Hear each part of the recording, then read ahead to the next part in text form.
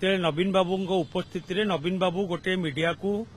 गोटे तांकर वक्तव्य रखिछन्ती जोटा कि आपण माने वर्तमान टीवी रे मध्य देखुथिबे। नवीन बाबू वक्तव्य बा वार्ता एया थिला कि बिजू जनता दलर नेतृवृंद माने जेहेतु आमर एते बड़ पार्टी ऑफिस शंख भवन रही शंख भवन रे बसिकी तांको दलीय कार्यक्रम आलोचना करंतु। द्वितीय कथा थिला कि प्रभात त्रिपाठी विषय रे से कही कि प्रभात त्रिपाठी बिजू जनता दलरू एक्सपेल होइचंती जहाँ को ऊपर चिटफंड रो एलिगेशन थिला एवं से आम दल रे नाहंती। तृतीय कथा होची श्री भी के कार्तिकेन पांड्यान श्री कार्तिकेन पांड्यान जे सरकार रे रही कि अनेक भल काम करिसंती किंतु से 10 मास हैला बिजू जनता दल रे कौनसी कार्यक्रम रे नाहंती एवं तांकु नहीं कि कौनसी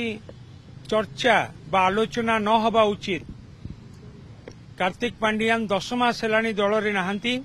एवं दलीय कार्यर कौनसी दलीय कार्य सहित संपृक्ति तांकर नाही तेणुक तांकु नहीं कि कौनसी प्रकार आउ चर्चा न हवा उचित। ये थिला आमर प्रिय नेता पूर्वतन मुख्यमंत्री बिजू जनता दल राज्य सभापति श्री नवीन पट्टनायक आज तांकर वार्ता एवं मु भावुची कि ए वार्ता निश्चित भाव में सारा ओडिशार बिजू जनता दलर प्रत्येकटी कर्मी पाखरे पहुंचबो एवं बिजू जनता दल को आगामी दिन में आमे आहुरी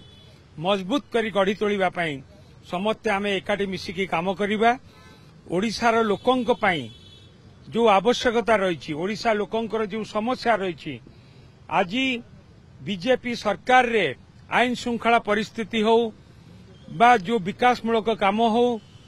बा रंग परिवर्तन कथा हो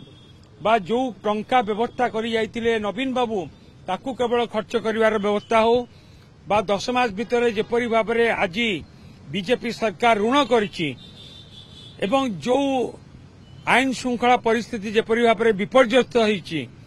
एवं ता सहित जोपरी भाव में दर दाम वृद्धि होइछि ए सबु कथा को नेकी आमे समस्ते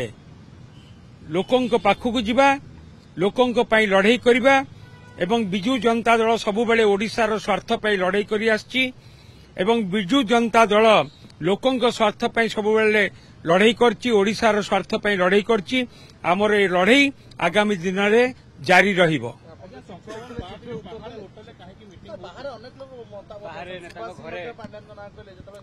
आपण अपेक्षा करंतु ए सबु संपर्क में आमे सचेतन अच्छु एवं आमर प्रिय नेता उचित समय उचित पदक्षेप नेबे एवं आज जो वार्ता देइचंती निश्चित भाव में समस्त मन भितर जो प्रश्न थिला से प्रश्न निश्चित भाव में दूरेइबो क्लियर हबो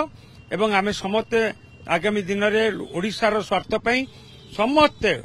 ओडिशार प्रत्येकटी कोण अनुकोणर समस्ते आमे ओडिशार स्वार्थ पई ओडिशार लोकंक स्वार्थ पई आमे हाथ को हाथ मिसेई नवीन पट्टनायक नेतृत्व रे आमे काम करिबा।